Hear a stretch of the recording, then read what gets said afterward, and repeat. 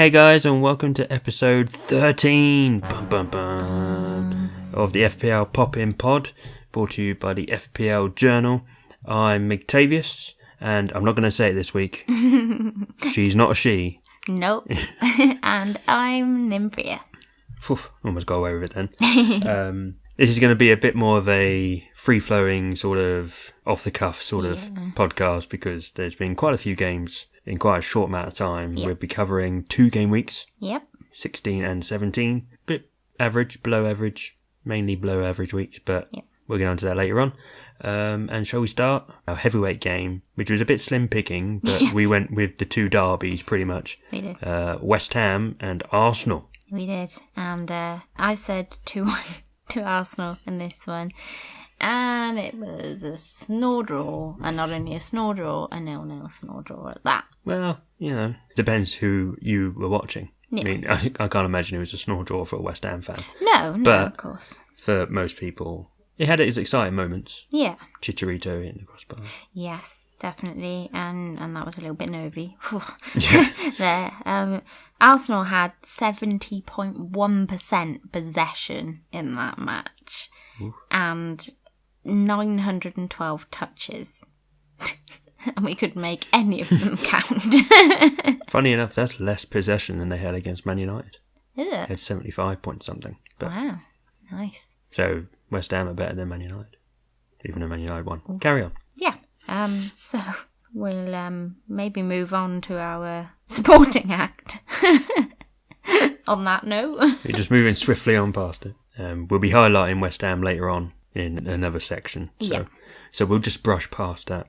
A match that didn't really happen, and go into the sporting act, to a game that did happen. Oh yes, it did. Well, at least it happened in the last 5 or so minutes. Yes, don't know why I got my thumbs up. Palace 2, Watford 1. Yeah, I predicted a Desmond for this one, and I got Palace's score right. If you think of it that way. You got Palace's score right, and I went 1-1.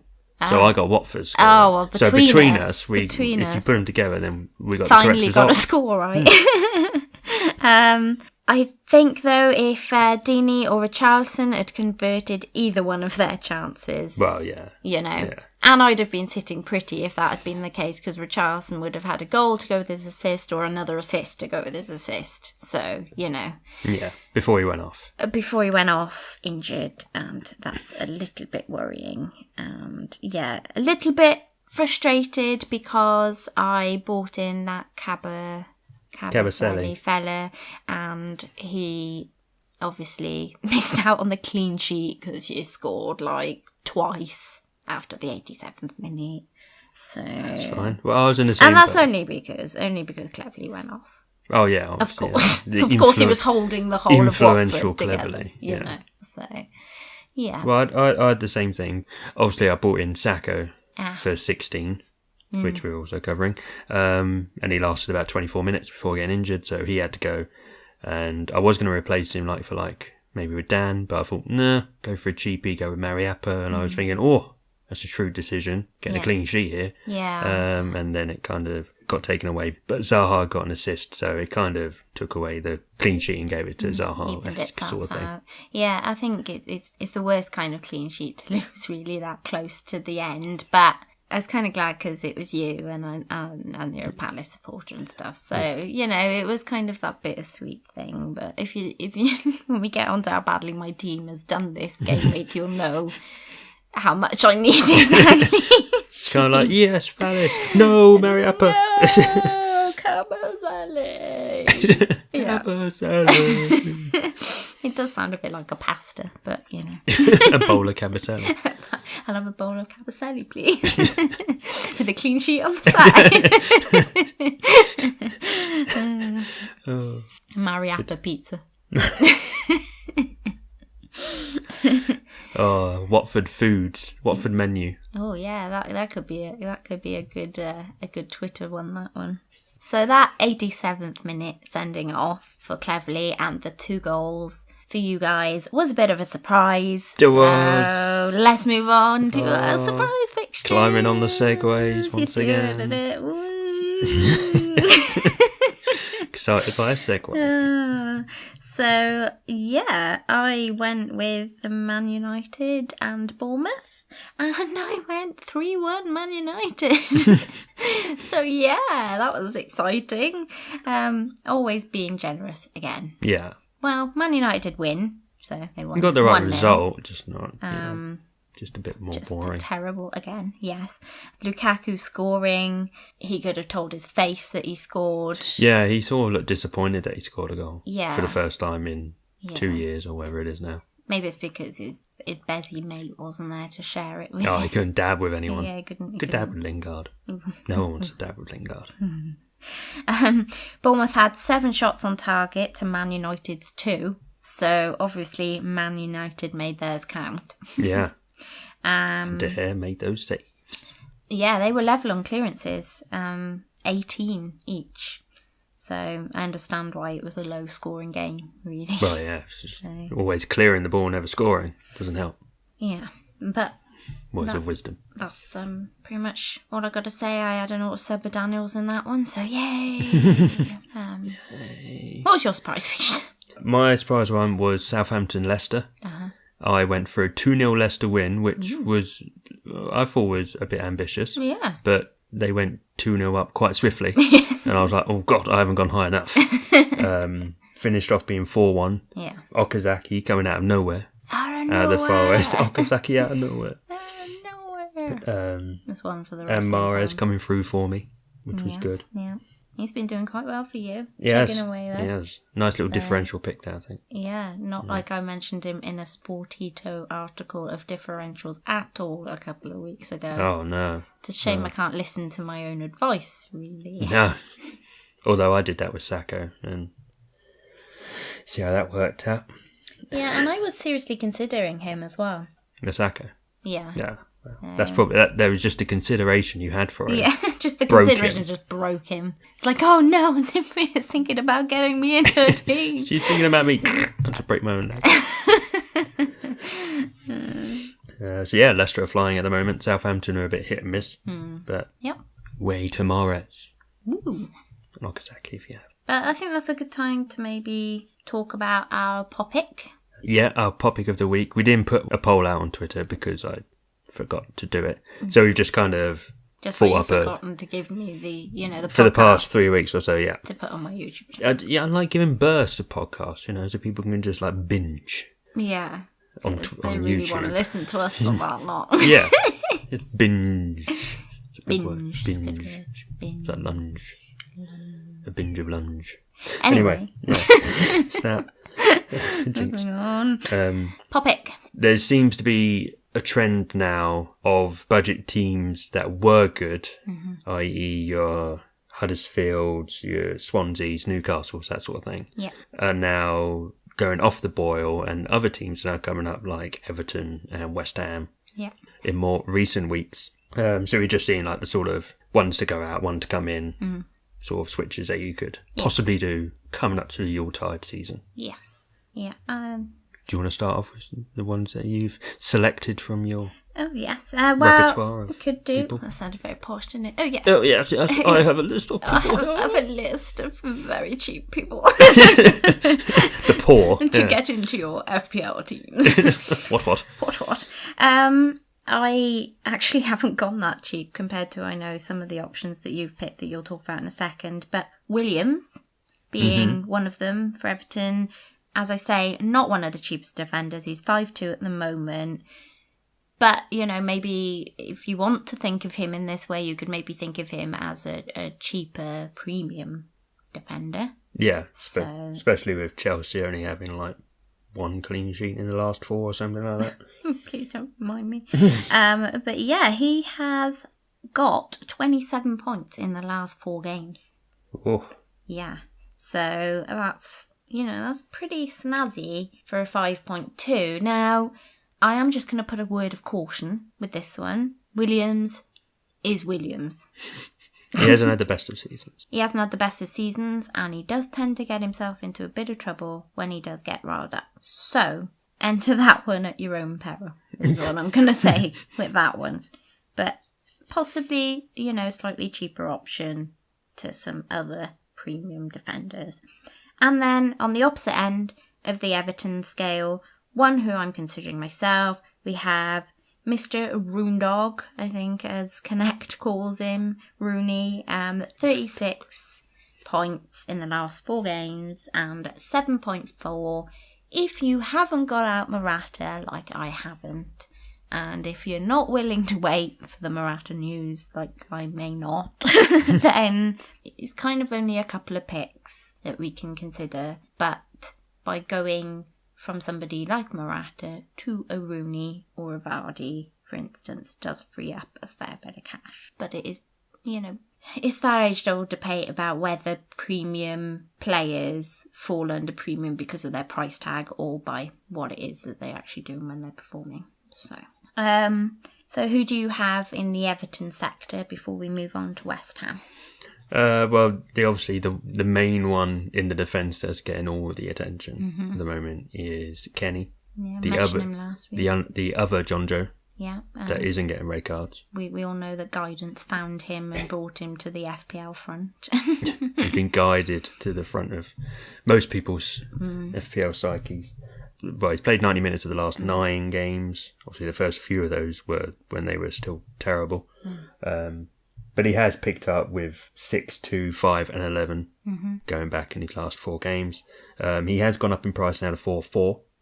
So he is still cheaper than the bog standard at the start of the season. And he is playing minutes, and they are getting clean sheets now. Now, I will just chip in and say that I'm almost about 70% certain, though, that he may lose his spot when Coleman is back.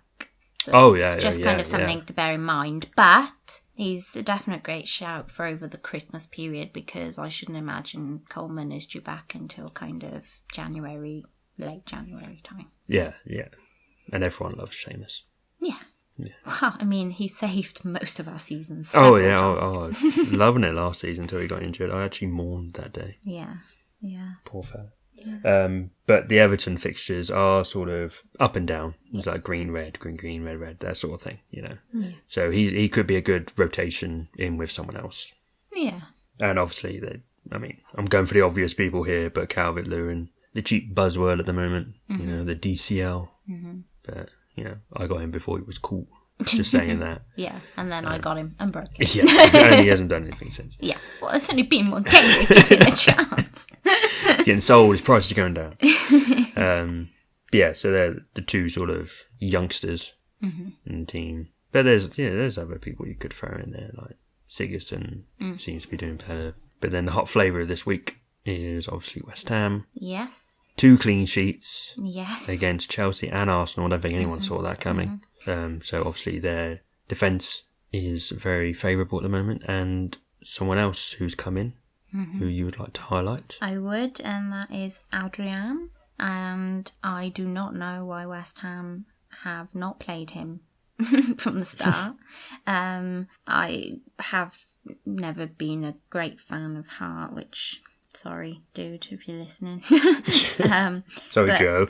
Yeah, I think Adrian has done fantastic. 4.3, so he's really quite cheap. And anybody who's gone from Elliot to him will probably, be quite happy with their switch. Justice for Elliot, people.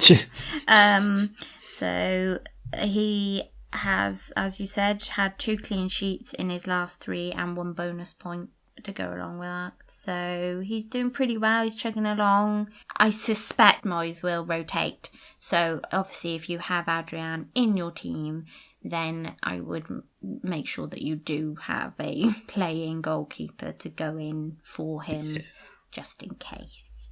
How about you? I mean, I know there's one defender that I really like the look of that you've highlighted, so... it's one defender that has been playing more of a... It's weird, because I think he's been playing more of a wing-back, a left wing-back, on the sports app of a well-known TV broadcaster.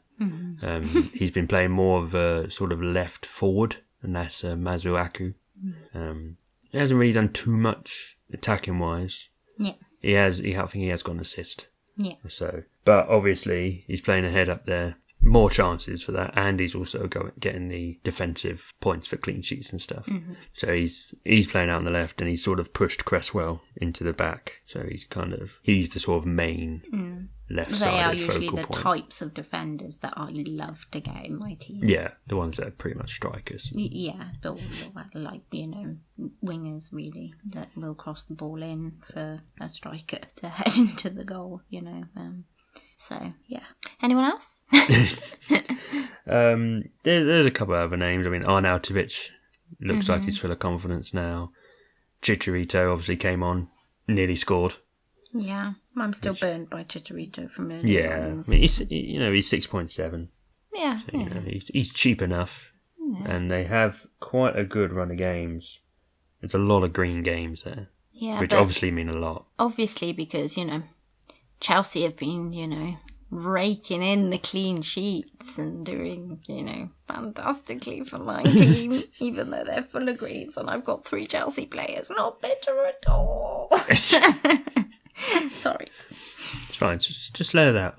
Okay, so on that note, should we move on to the game week reviews? Should we get it out of the way? Yeah, let's just do it. Do you want to go first? Should we do the bad news first? Yeah. The bad news. The bad news to the slightly less than. Yeah, well, game week 16 went okay for me. I got 50 and the average was 43. So that's all right. I did take a -4, so... I did Azpilicueta to Kolasinac. Now, I got a bit of beef with the Twitter sphere on this one. Watch out, I really do. Guys, you let me down. I put out a poll. I wanted Otamendi in, but I was kind of worried he'd be a little bit of these kind of, these wonder hits that kind of does well for, a couple of weeks and then spikes, does nothing for ages, like Hazard. So I did that and kind of thought, well, let me put a poll out there to people and let's see what people think. Because obviously Arsenal have, some good fixtures as well. And Kolasinac is quite an attacking defender and, he looked good in the previous game. So I put it out there and the poll, by quite some margin went for Kolasinac. So I thought, okay, there's a lot of really sensible people here on Twitter. A lot of people I respect, so I'll do it. Respected. Kind of gut was telling me Otamendi, and I know everyone says go with your gut, but and I knew I would probably break Kolasinac for Arsenal, and he'd been kind of doing okay for them before that, so I still did it. And Kolasinac has got me 2 points since game week 16 because he did not play in the last match and he did not get a clean sheet in the match before that. Nope. And Otamendi got 11 points and then 6 points in the match just gone. So that was an epic fail. As to was Hazard for Sané. Now, epic is a bit of a tough word. I did warn people in the last podcast, did I not? That, if I buy Hazard, stay away from him. Sure enough, I bought Hazard and he has done nothing for me. I don't say nothing, he's played. Yeah, 2 points and 3 points, I think it was. Nothing memorable. Nothing memorable. So then I was kind of feeling, a little bit kind of insecure about my team after that and decided to take another -4 for game week 17. So I'm just, consistently taking these -4s just spending, at the moment. Just spending it, yeah. What else are you going to do with them? Moreno, still injured. So, as I said earlier, I went for Cabaselli. I wasn't necessarily expecting clean sheet from them at Palace, but, the hope was there. Hoping for a Benteke penalty. Well, I definitely was hoping at the point we were still looking at 86 minutes and a clean sheet, but, we could skip over that one. And I did the boring transfer, the kind of sideways Wilson to Calvert-Lewin, who, did play also this game week, but didn't really do anything. So that -4 kind of, depending on who you say the -4 was for, it kind of evened itself out, I suppose. Yeah. But I am in the lowly depths I'm in my submarine and I'm going down. I'm going down. Now I'm somewhere kind of in the depths of the ocean. I've gone past the reef. I went off the drop-off, and I'm at 2.4 plus million now overall rank. Hashtag Save Nim is in action, and I can't be responsible for my actions for the next game week because I have been known to go a bit bat crazy, let's say, in the past, and taken -12s. I've gone brilliantly. Not. But you know, I'm out of the cup now. I've been freed. I've been in freedom. You've been in freed yourself. I've been freed myself from the cup. So, you know, taking hits now is just fun, isn't it? You know, give myself a Christmas present, go do a bit of Christmas shopping, get myself in a load of players. Yeah. One thing I am slightly annoyed about is, though, that I did have a feeling to do Aguero for Morata the last game week for a -8. Would have been a lot, but I did have a feeling Aguero would score. I did think he would do more, but he still scored. You said something about 5 goals. Did I? Yeah. You said I was probably going to score 5 now. Oh, right, okay. Yeah. So, well, it wasn't quite 5. No. But, you know, he still scored, and I love him, and it was really hard seeing that when I thought about actually doing it. Whether or not he'll play at Tottenham now, it was the long-term thing I was thinking of, so... How did you get on your game with you? Sorry, mine was a little bit longer than I was expecting. It's fine, you know, mine were pretty average. I got 31 in 16. I took a -4, which was the week that Sacco got injured, which was a bit annoying, and I captained Hazard, who didn't do anything. So I learned my lesson, and I captained Hazard this week, and he didn't do anything. Sold Sacco for Merepa, obviously, and he didn't get a clean sheet. But this week he went up a little bit more to 46. I've got 866 overall. 816,000 nice. in the world. In the world, you know, of fantasy. Yeah, so it's pretty average, you know, nothing. It seemed a lot worse than it ended up being. Especially the 31 with a -4. Well, you probably think, oh, I've done really badly, and then I tell you how badly I've done. You're kind of like, okay, I didn't do that badly. Yeah, kind of. Oh, like twice the amount of points of me. Almost. Yeah. So, yeah. Plus is when you see, oh, you've dropped in the overall, but then you look at your personal leagues and they were all green arrows, and I'm like, what? Fine, I'll take that. It can be quite deceiving sometimes, definitely. So, who was your star man then in all of that? The star man was obviously someone who got me 17 points over the last 2 game weeks, and I should have captained him both times, is that platinum blonde Algerian, Riyad Mahrez. I didn't expect him to be a star man, because he's kind of just thrown in as a differential, because I didn't really see anyone else who had him when I'd done my wild card. But yeah, he kind of pretty much saved that game week 16 doing anything, and nice, and done scored the same sort of goal this week, which is great. And hopefully, he's against Palace next week, but hopefully he score 1 and still lose. Riyad Mahrez. Who's yours? Starman's different for both game weeks because I've had nobody consistent over the 2 game weeks, I'm afraid. So game week 16 has to be Harry Kane. I was telling him, I was saying, this is your last chance, Harry, you got to do something. You know, I was all in on the chips, at captaining and everything, and fair play to him. He did get me 2 goals, so, you know, I can't really complain, you know. But then, obviously, nothing this game week, so... Well, I say nothing, 2 points. So my star man for this game week just gone 17 would be Richarlison. So because obviously he got that assist, and he's the only one that got above 3 points for me if you don't count Captain Kane. So yeah, has to be Richarlison. Although now he might be injured, so let's not go there. No. Fire player. I'm sticking with Mahrez. Because he's against Palace, who were cooked cold against Watford, conceding within 3 minutes. Him if he's your fire player? I could do.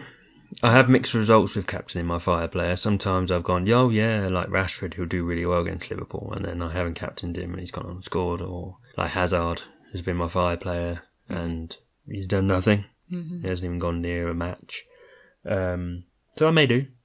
They are at home, and he has got really bright hair, so you know, that's all positives in football. So hopefully he'll do well, but still lose. Is Kane or Charlton your fire player? No.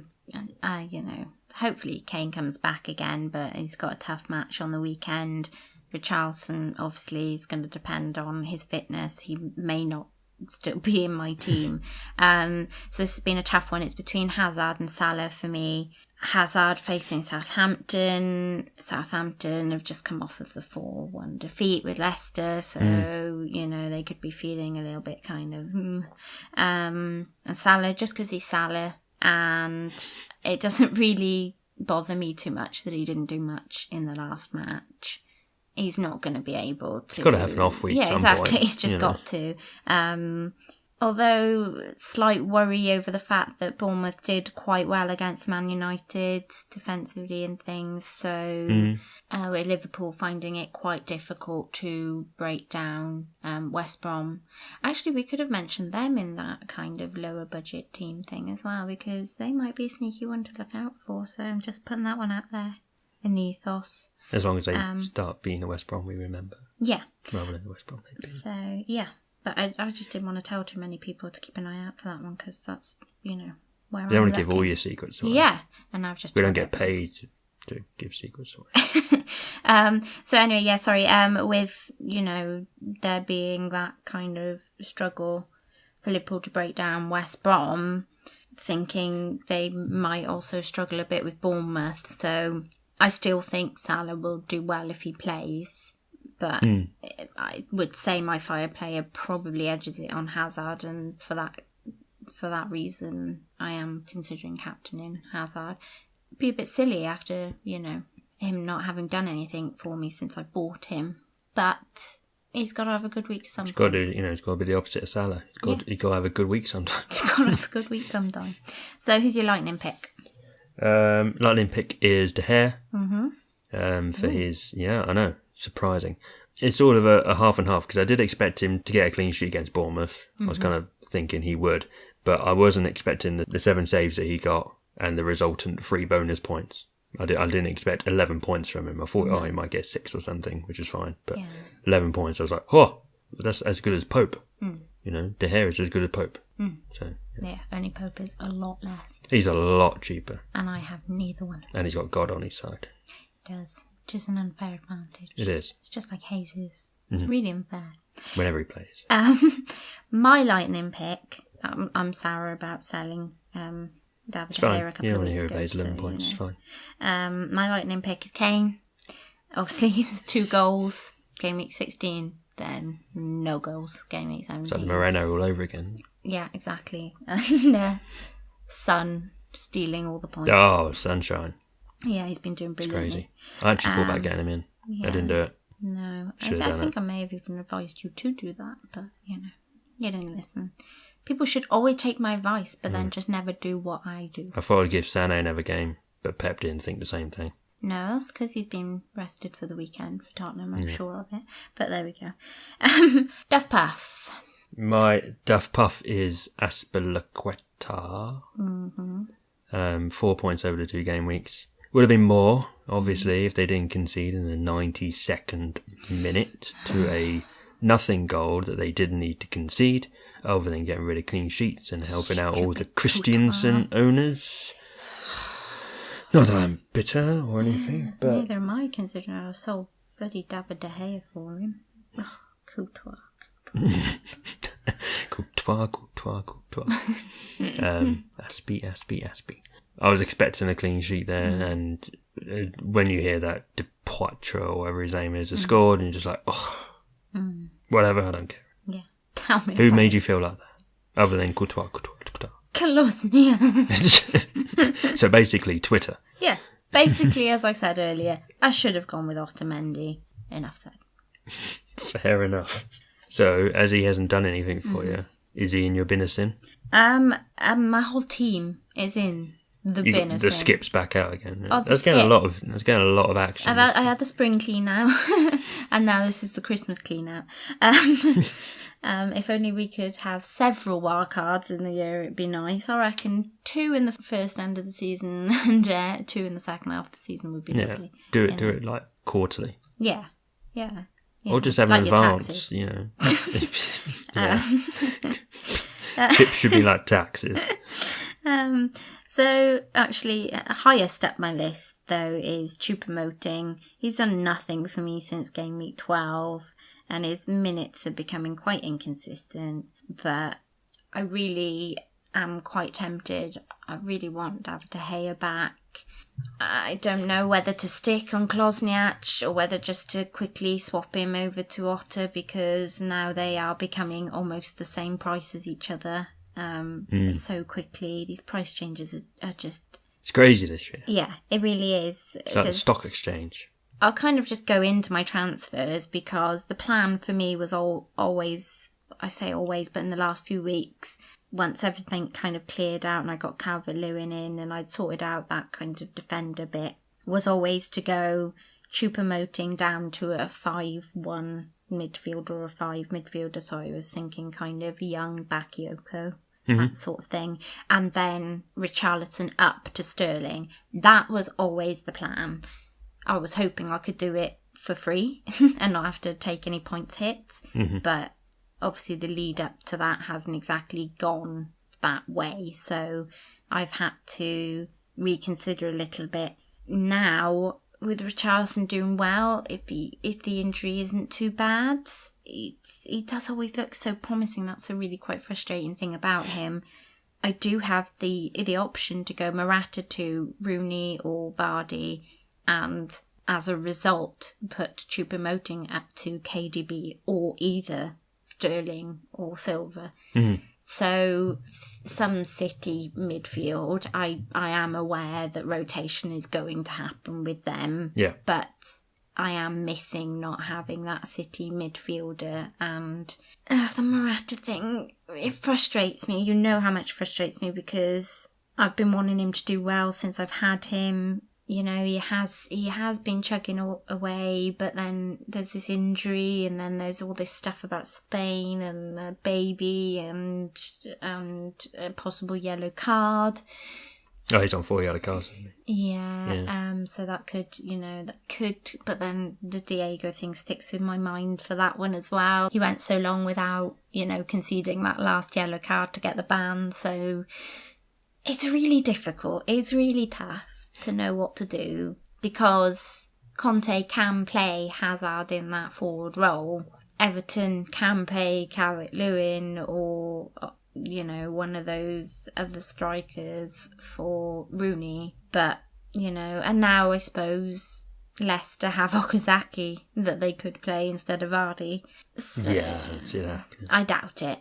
But, Play with him. it's just it's just tough. It's tough to know what to do, because I'm just questioning, like, it just sounds so silly because it's FPL, like, people are like, get a life. But have you been on Twitter? But, I love it, and it does matter to me because I love it, and because of that, it has, like, it does tie into me being insecure about what changes to make. Normally I would just feel confident in, okay, I've had enough of that player, get them out, get this person in, do it, just get them in if you're thinking you want them in. But at the moment I'm just so confused with it all. I'm just so confused. I don't know what to do. And then have people telling me just to leave it alone. Just leave it alone. Like, it's a brilliant away. team. Just walk away. away. Have a vacation. And I should have done that with the -12 back at the beginning. I should have just left it alone. Selling people like KDB and Salah was just ridiculous. What was I doing? But then when I tend to go into details about explaining what it is I plan to do, in those transfers and why I plan to do them, people tend to go, oh, okay, yeah, well then maybe do this, or maybe do that. So, yeah, it's tough. And I'll probably just do whatever I feel like nearer the time now that I've got no shackles on me. So, who's in your bin of sin, and what transfers do you plan to do? Bin of sin is Sané. Needless to say, last 5 game weeks he's had no attacking returns. He's only played 3 of the 5 game weeks anyway, so I was thinking of getting him and Mane out, but I gave them one more go, but they didn't do anything. Well, Mane got a clean sheet, but whoop-de-doo. yeah, I was potentially getting them out. I can obviously do the silver and sun. That would have been lovely if I had done that for this game week, but obviously I didn't, and it didn't work out. So they're the prime ones to go, because I'm not going to get rid of Morata. I'm going to keep Morata because I like playing with his hair. He does have good hair, but It's like Lego. as I've been reminded more than several occasions on Twitter, it's not about the hair. So yeah. I don't care. And talking about lovely hair, that leads. No, give me a second. I can sense that you're not believing me here. But this leads us on to our game week 18 heavyweight game, which obviously has Aguero in it. Man City versus Spurs, because I know you like his hair as well. I love how you say obviously. Aguero will be in it, but obviously he it's will. his pet. There's nothing obvious about. Of course he will. He's not going to play Jesus, is he? Not that it matters. I haven't got him anyway, so but I'd like to have him. He's quite good. Yeah, Man City Spurs. Yep. I'm going with surprise, a Man City win 2-1. Okay. And I think Guerrero's going to score. Ooh. Yeah. Well, surprisingly, you might find this interesting. Spurs have won more of the matches in these two teams head to head than Man City have. That's 23-11. Mm-hmm. So, and wow. Spurs have only scored at most 2 goals at the Etihad in the past 2 matches. So doesn't leave much room for Kane if Son is scoring both of those. One of those was a win for Spurs and the other was a draw. So but unbeaten then, isn't it? Yeah. So my prediction's wonderful. Yeah. Well, I'm going to go against the stats one. And I'm going to go with form. And I'm going to go with City as well. I'm going to make it close like you have as well. But I'm going to say there's a few more goals because I'm always quite, generous. Quite optimistic with it. 3-2 to City on that one. Ooh. And what about the Sporting Act? We touched on it a bit earlier. It's Bournemouth welcoming Liverpool. A very high-scoring game in past. A lot of goals last season. I'm going to stick with that trend. Yeah. I'm going to go 4-2 Liverpool. Bournemouth have averaged just under a goal a game, 0.94, and Liverpool averaging above 2 goals a game at 2.13. So what does that tell you it's going to be? It's telling you it will be a very good prediction for you. A 4-2? No, I've gone 3-2 again. Oh, 3-2. Yeah. Well, as long as Mane scores them all, I mind. Liverpool's explosive form, it does kind of, and if you go Slack at the if you back. go with the stats, then it does look like a Liverpool win. But I just think it could be a bit closer. Yeah. I mean, I've said 3-2, and earlier on I was saying Liverpool might find it difficult to break down Bournemouth. It just goes to show how inconsistent we found this season to be. It's not been quite as easy to judge as we thought it would be, really. So I think it will be close, and if Liverpool don't start scoring the goals early, then it will be quite close, as I mentioned earlier, and low scoring. But if Liverpool do break down Bournemouth early, then 3-2. It could be a cricket score. Yeah. It's good.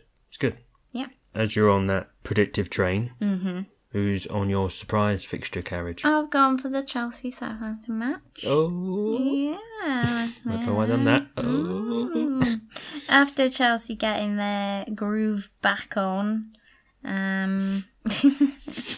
from, their loss at West Ham, and then going on to smash Huddersfield 3-1, it is hard to see past a Chelsea win with this one. However, Southampton do score goals at Stamford Bridge, and in their last 3 meetings, there's been a win each and a draw. Ooh. Yeah. So, will Southampton pull a hat-trick of draws out of the bag? Oh, exciting. So, if they do, it's a Desmond 2-2. But if they do, it's 2-2. It's a 2-2, but I reckon it'll probably be 2-1 to Chelsea. Yeah, probably something like that. I'm going with who you just mentioned, West Ham. Mm-hmm. They're away at Stoke this time. I'm predicting that West Ham's run of clean sheets will end, and they'll lose 1-0. I think there'll be a come down from the high that they've had this week, and it's typical that they would play really well against a big club and then someone random like Stoke comes along and sort of smashes them in. But yeah, not really smashed them in, but just a 1-0. Maybe even Arnautovic to get a red card against his former club. Boom. How's that? Ooh, that's great. Well, I don't know about you, but that's me all wrapped up and we got to get going. I got some FPL Christmas shopping to do before these price rises go again. Before it starts snowing again, you can't get out. Exactly. Oh, don't do that. I really will come nuts. It could, some of the teams you've seen out there for the cup that have beaten other people when they've taken like minus 28 points and stuff. It's just, it's mouth-watering. It makes you want to do a minus 28 wild card all over again. She's going to fill her boots. I'm going to fill my boots. Fill her boots, fill her bags and fill her stockings. And we're not really sure what's going to happen over Christmas because obviously there's a lot of tight games together and we're going to have to see how we work that out. I'm sure we can maybe do it in more article form to go onto the website, FPLJournal.com.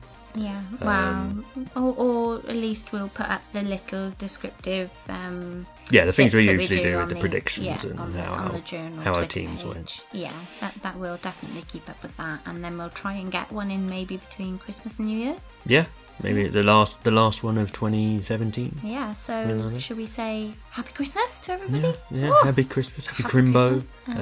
Enjoy your dinners. Yeah. Don't forget to say Happy Christmas to me on Twitter at McDavius. I see what you did. I got in there. And obviously send all the Christmas wishes to Nymphria at Nymphria TV. Yep. And the journal at the FPL Journal blog. You can watch. I'll try and send the files over to us for a YouTube. And it's on iTunes, SoundCloud, Stitcher, all those sort of things. And don't forget, over the whole Christmas period, don't forget to keep popping. # Jingle bells, keep popping.